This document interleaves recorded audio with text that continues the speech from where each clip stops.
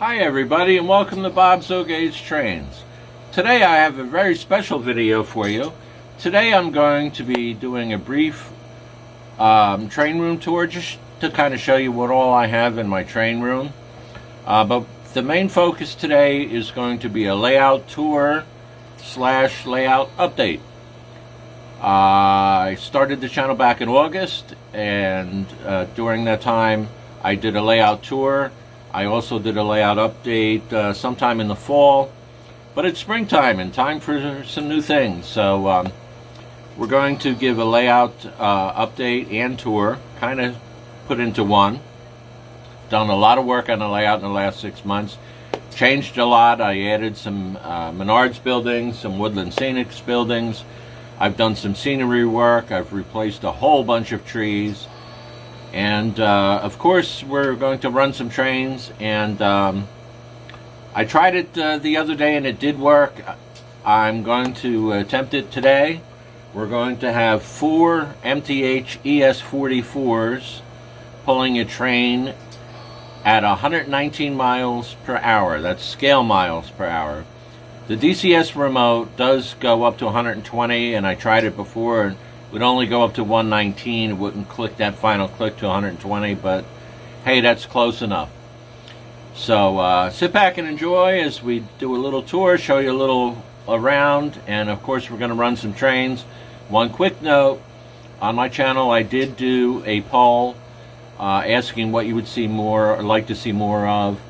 Tutorials and how-tos came in first place, followed by product reviews, followed by YouTube shorts. I've already started YouTube shorts. If you haven't seen them, please visit my channel. There's a couple of YouTube shorts up there now. I'm actually going to do a little of all three. There's an old saying, you can't please everybody all the time. Well, I'm sure going to try. So the YouTube shorts are already on my channel. I'm going to start work on a video that I'm going to explain how I integrated DCS and TMCC and Legacy. My layout is wired up with a TIU and a DCS remote, but I also have a Lionel Strasbourg Legacy engine. It's the SW8. Granted, it is Bluetooth, so if you have the Bluetooth app, you can run it with your phone, but I can also run it with my DCS remote. So I'm going to be doing a video coming up on how I do that. I can do some other tutorials and how-tos. So I'm actually going to do all three, but I'm going to focus on what you guys wanted to see the most of, because without the continued support from everyone there, I would not have a channel. So I thank everybody for your support. I thank everybody for putting a vote in, and we're going to do a little bit of all of it just to try and make everybody happy. So sit back and enjoy the layout tour, the train room tour, and of course we're going to be running trains, and we're going to make a heck of an attempt to make a 4-unit power diesel train go at 120 scale miles per hour. So sit back and enjoy. First up, as soon as you go down to the steps into my train room, which is in the basement of my house, you make a right-hand turn, and the first thing you see is a giant shelf I use primarily for locomotives, diesel and steam. Lately I've kind of run out of space, and I do have a little bit of rolling stock that I just kind of put on the shelf as well, only because I'm out of room. My goal is to add some storage space and shelving space, so I don't have that. I pretty much want this entire shelf to showcase the locomotives that I have and not be used as an overflow for freight cars. But for now, I mean, you make do with what you have. I am going to be adding some shelving. So this is where I keep all of my steamers and my diesel locomotives when they're not on a layout. The shelf is made by wood. It's held by steel brackets, and those brackets are actually mounted into the 2x4s into the wall. And as we get down to the bottom of the shelf, right here on the floor, you see an MTH standard gauge tin plate set. I don't really have a lot of standard gauge tin plate. It's basically 2 starter sets. One came with a couple passenger cars, the other one with a steamer. And I kind of put it all together to double head and make a long giant train. I have a candy cane car and a box car. It's all on a Christmas scheme, so I do run those as well. It's basically a carpet layout. Those street lights do light up, so when you shut the lights out, it's kind of cool to sit back on the couch and watch the trains go around the floor. And a long time ago, that's how most of us used to run trains. So this is my giant shelf full of locomotives. Then to the left of that, we go to the other side of the room where I have the shelves attached to the wall. Basically the same idea as I had with the engines. Only since these here have freight cars, there's no real reason to put a giant wooden shelf in everywhere. I kind of find this worked out well. This stuff has been here for 20 years and nothing's fell off yet, so there's no reason to change. And everybody does it a little different as to how you make up your shelves. It really doesn't matter as long as it makes you happy and it works and it's practical and you have no accidents. You know, you go with what you like. And at the time, this is what I put up, and I'm happy with it. So I keep a lot of my freight cars and my extra cars on this shelf. There are still some that are in bins under the layout because I simply don't have enough room. And earlier this year, or actually late last year, I did get the Polar Express starter set, and I got 2 extra cars that came with it. It is a Lion Chief made by Lionel. It's a great set to run. The sounds are really nice. It smokes very good. I have the extra figures that I put on the roof of the cars. And you could run it with the Bluetooth app. It is a Bluetooth locomotive. So I really enjoy it a lot. I just picked it up for this past Christmas. Kind of as a Christmas gift to myself. And I do like it. It's a cool looking set. And a lot of fun to run. Then in front of the display shelves, we go to my small N-gauge layout. I do have 3 loops of track. Currently, I'm running Penn Central ABAs in the inner loop. Then in the middle loop, I have the Orient Express. Then on the outer loop, I have a 4-unit F3 of the Pennsylvania Railroad pulling passenger cars. I did get most of these when I was a very small kid, some time ago from my dad. And I still have them, and they all work. And I got lucky enough to, or be smart enough to take care of them, and they've lasted all this time. So this is a very small layout that I did. And of course, to the right of that, you can't miss my bubblegum machine, which is conveniently located right next to my rocking chair. So I sit with my DCS remote, enjoy the O-gauge trains, and have some bubblegum. And for at least a little time while I'm down here, life is good. Then from there, we go to the right side of the layout. I have more display shelves along the right-hand side of the wall, going from the front of the layout to the back wall. You can never have enough shelving space, and there's always room for one more train car, but lately, I don't know, there's no more room for anything right now. But it's all good. These are kind of nice because it's easy to store, easy to put on, easy to take off, and I've made them the same way as I did all the other shelves that I've done for the layout that you've seen a little bit earlier in this video. Then from there, we go to the HO layout. This is a small HO layout. It's on a 4 by, I believe, 7 piece of plywood. That's really all the space I had available. I had to cut a foot off because I needed a little bit of a walkway in between this and the O-gauge layout in order to get to the controls to shut the power on and off. I have everything on a power strip. Basically with a little flip of the switch, I turn the whole layout on or off. But this is the HO layout that I have. All of this is Lionel HO from the 1960s. There are a couple pieces that are also Tyco Mantua from the same time area.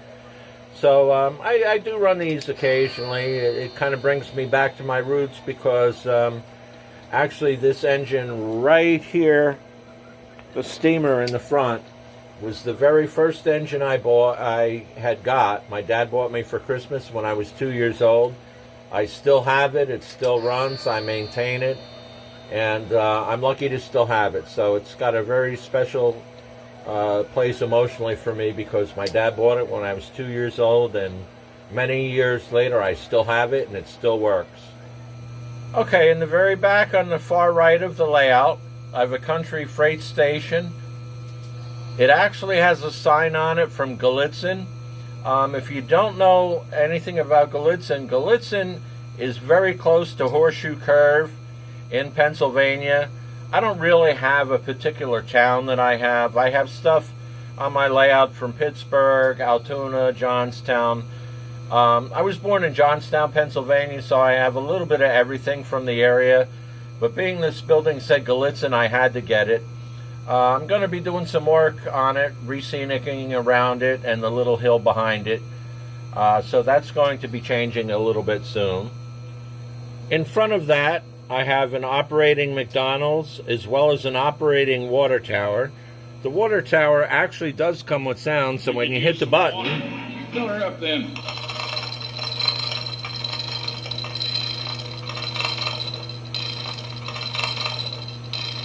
It does come with sounds, and the spout does lower by itself, and you hear the water.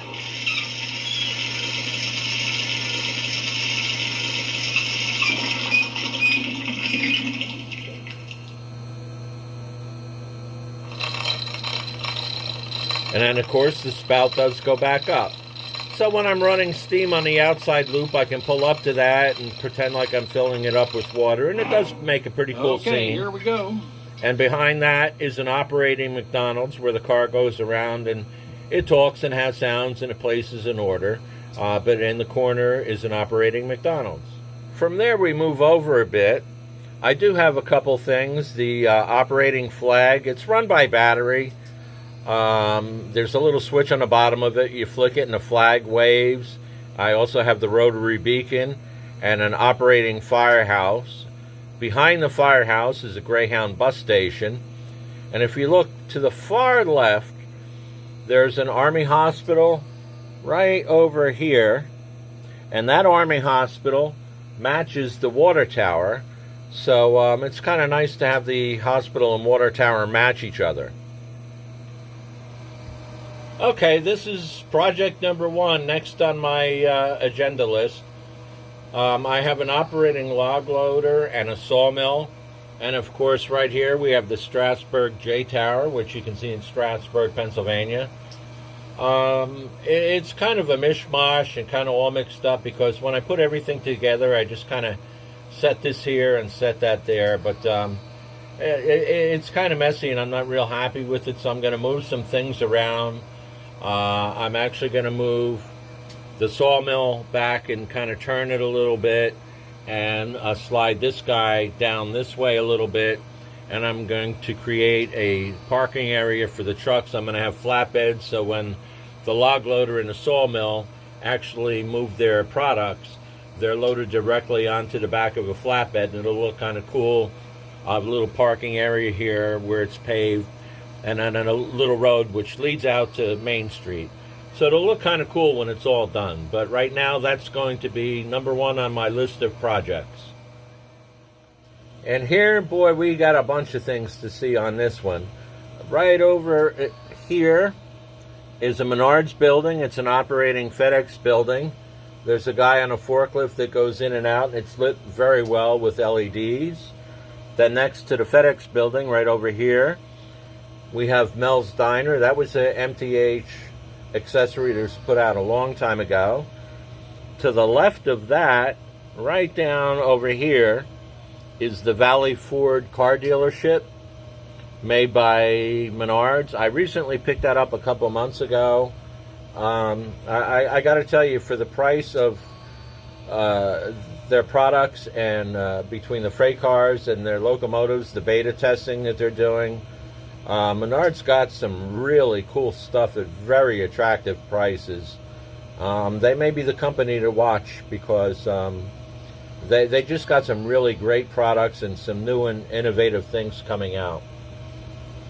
Then in the front of that right over in here, these three platforms, that platform, and that platform down there, they're all operating platforms. As the train's pulling up into the station, if you stop if you have a passenger train and you trigger the passenger announcements while the train's doing the talking, if you don't tell anybody and you just kind of push a button, these people right down in here slip up into the roof because people are actually looking at the train and listening to it. And you can make the people disappear like they all boarded the train and they left. So it's kind of a neat accessory because I have 6 of them, and so there's a lot of action when trains are pulling in and out. Before I go any further, back in late December, early January, I had a couple weeks off from work, and I did some work around the house, and of course after the holidays, taking everything down and putting it away. But I also saved some time for myself, and this wall was originally painted white. When I first bought the house, I had all the walls resealed and repainted, and I just had it painted white because at the time that's what worked. And after that, the layout came, and the trains looked okay, but with the white background and the trains and the smoke, I felt it was time for a change. And I talked to a couple friends, and they suggested, why not get something similar to like a sky blue? So I painted 3 of the 4 walls this color blue. It shows up better, it gives better depth to the trains. It actually looks really, really great, and I'm very happy with how it turned out. Also coming up, I'm working on it. I did get a backdrop in from Backdrop Junkies. It's going to be a project putting up, but it's going to be really awesome when it's done. The backdrop itself is 24 inches high and one solid piece, 24 feet left and right to cover the entire length of my layout, since my layout is 24 foot long. So there's going to be a backdrop starting right here where the mountain is and go across the entire length of the wall, all one piece with no seams, all the way down to the other side. That'll be coming up in the next couple videos because that's going to take a lot of time to put up. So keep looking. That will be coming up shortly. Then, of course, we have some poor family that has their house on fire. This is the MTH version of House on Fire. I added a Protosound 1 smoke unit on the inside of it to create even more smoke than it did have. It was okay, but I just wanted more of a special effect. And over a period of time, this thing does fog up the place. It has a lot of smoke. As you can see, this is the MTH House on Fire. Then here is my newest building. This is the Smith Brothers TV shop. I got this about a month and a half ago. It's made by Woodland Scenics. It is a little pricey, but it's well worth what I paid for it. And if you look in the very, very front, right about here, what's really cool about this is it has flickering lights where the televisions are right here. So when you used to walk past any TV shop, you'd see all the TVs going. So this is a really cool building. I like it a lot. I just installed it not long ago. I have to do some finishing work on scenery on that. Right in here, I have to add a sidewalk rather than just have the grass, but I can't really put it any closer to the train, so I'm going to keep it there. But I do have some finishing scenery work to do with it, but that'll come. But this is a Woodland Scenics TV shop. Great building, and I love it. This is a new scene I just completed not that long ago. I picked up a Menards Pennsylvania Railroad freight building. It came with several different signs, I think like 12, with various different things. You could name the building anything you want, but since a lot of my stuff is geared towards Pennsylvania Railroad or that general area, I chose the Pennsylvania Railroad freight sign. But it does come with several signs, and you can change it. This platform right here And there's another one behind it I picked up from eBay, and the figures are Woodland Scenics. And this, of course, is the building. This is a Woodland Scenics, or I'm sorry, this is a Menards freight building I recently picked up from them. I think it was like around $80, but the detailing on it is super. Comes with a lot of LED lighting, very nicely detailed signs, workmen. It's just a really great addition to the layout. And this was one of my latest projects I just completed. Then, of course, behind the Menards freight building is an MTH Pittsburgh Brewing Company. And to the right of that is a warehouse.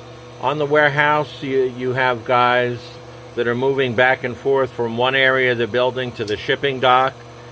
It's an operating accessory by MTH. I got this probably 15 years ago, and it's still working, so it's a great product.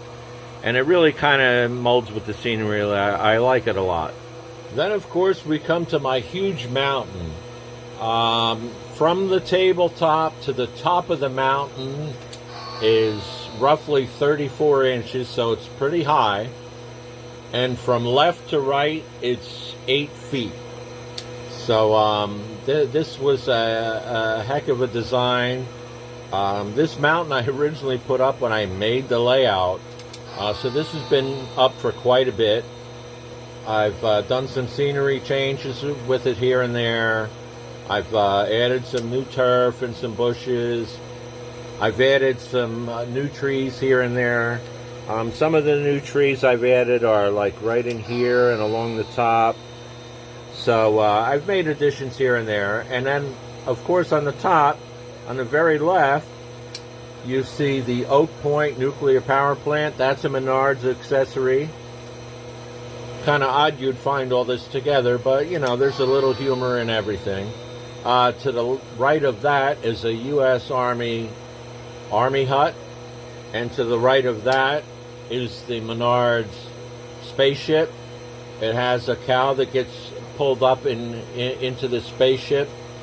It does operate, and the lights blink and change colors. All three accessories at the top of the mountain, like I said, are Menards. They got a lot of great products. Then, of course, we come to the far end on the other side of the layout. This is my amusement park. Project number 1 is going to be where the log loader and sawmill is. I want to redo that. And the second thing I want to do is the amusement park. I just want to kind of bounce some rides around a little bit and move things around. I'm actually going to pull up all the turf and the trees. I'm going to completely re-scenic this whole area. I'm going to add some benches with some people and some walkways, some bushes and some flowers, and I'm really going to pepper this up quite a bit. The scene on this is going to change an awful lot. I think for the better. On the very far left, right down here, this is a Lionel operating accessory I've had for quite a long time, and man, it's still kicking. It's the guy where he, hits the little disc, and it goes up and rings the bell. I've had this for quite a while, and it's still chugging. So kudos to Lionel. It's a great product. Then on the very far right, over here, is the Disney monorail.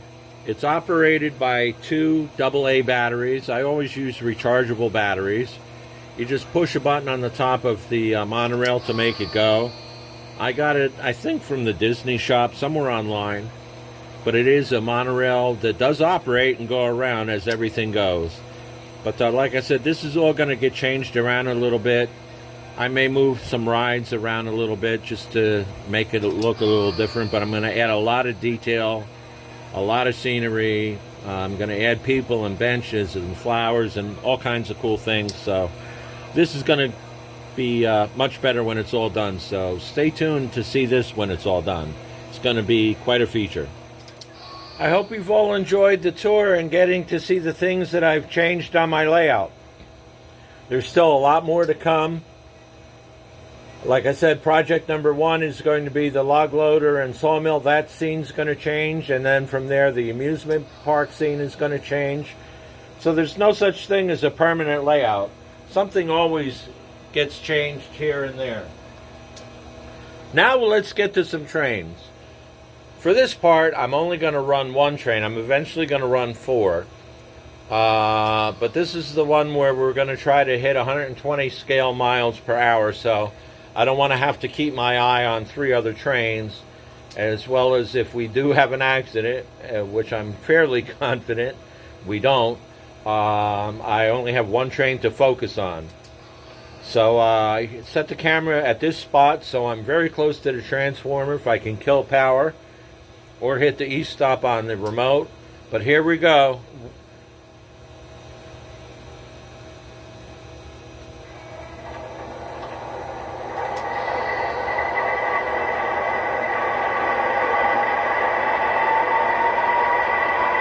Okay, we have startup. This consist has 4 engines, each with 2 motors. So we have 8 motors and 4 smoke units.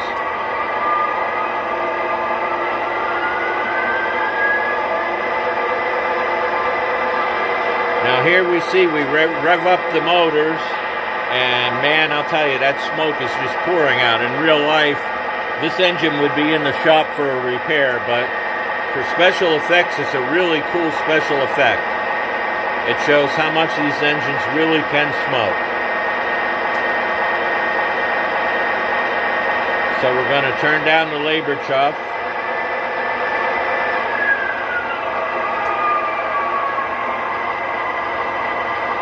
And actually, we're going to shut off the smoke altogether, because once we get up to that kind of speed, the power draw on the transformer is somewhere between 9.6 and 9.8 amps, and that's kind of getting fairly close to the danger level. The TIU does have a built-in fuse, and the fuse is rated for 10 amps, but I'm not really willing to take a chance on blowing the fuse, so since we're going to gear these locomotives up to an insane speed, we're going to shut off the smoke to cut down on some of the power. So here we go.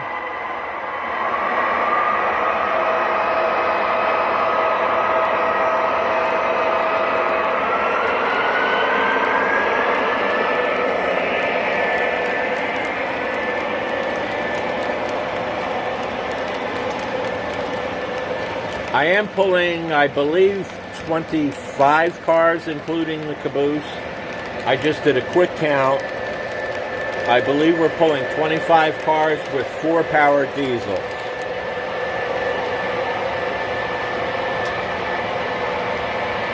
Now on our first pass, we're hitting 50 miles per hour. So this is what 50 miles per hour would look like. Scale miles per hour, of course.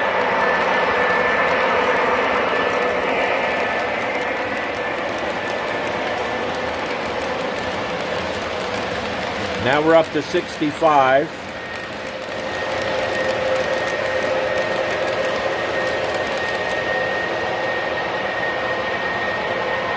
Now on its next pass coming around front, we hit 75.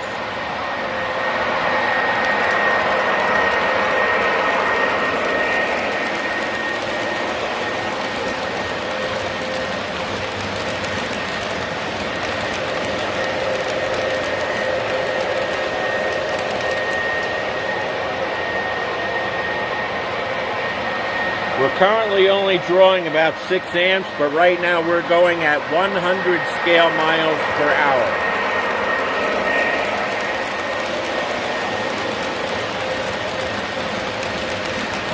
On its next pass, we're going to put the pedal to the metal and see what this baby can do. And here we go. 120 scale miles per hour.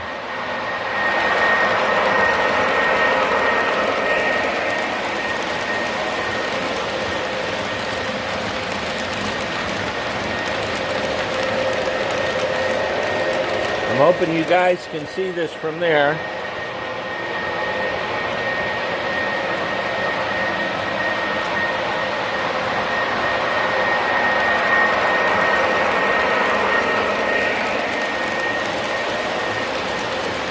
My layout is 8 foot deep and 24 foot long, so I by no means recommend you try running at 120 miles per hour, but my curves on this outside loop are 080, and I do have room to stretch, so according to the remote, it is showing 120 scale miles per hour,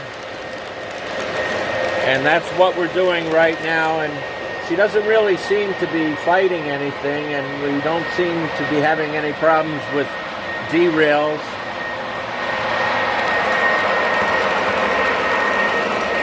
I'm currently drawing 6 amps.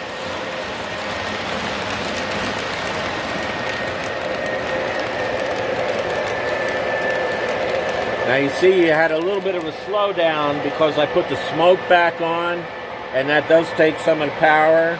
So I just shut the smoke back off, and you'll see a little bit of a speed up. So there you go, everybody. On an 8 by 24 layout, or 24 by 8, depending on how you look at it. According to my DCS remote, we are currently going at 120 scale miles per hour, and that's as fast as the remote will let us go.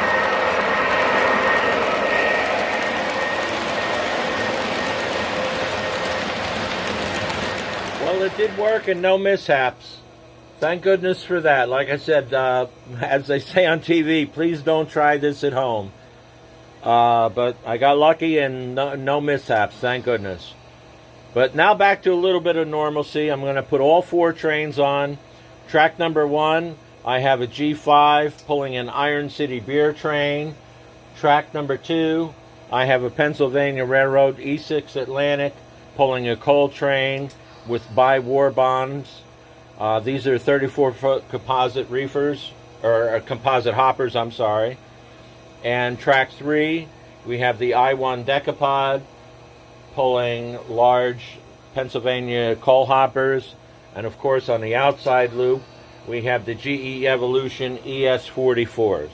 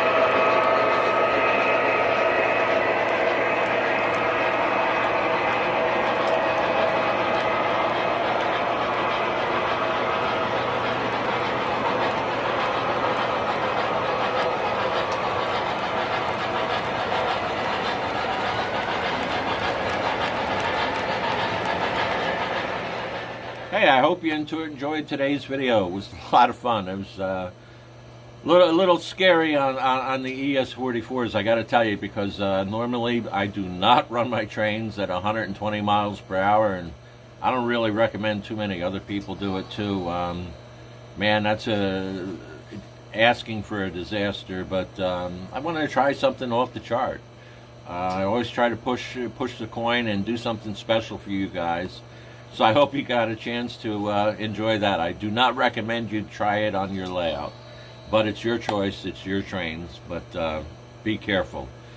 I hope you enjoyed the tour, seeing the trains. Like I said, a lot of things have changed. I added the banjo scene, I added the Valley Ford Motors. Recently I added the Smith Brothers TV shop. I did a lot of scenery work. I've replaced a whole bunch of trees.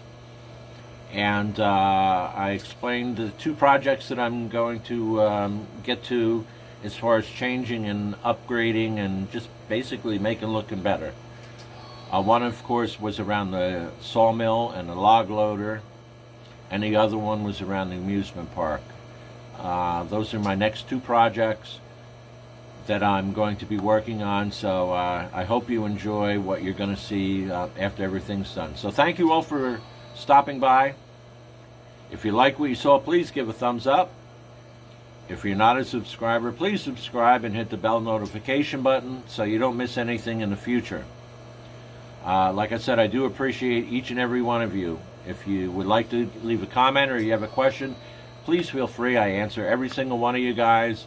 If you can support me and my channel, if you want to talk about something or there's something you see or you want to comment on, I answer everybody back. So please take care. Everybody be safe and take care of each other.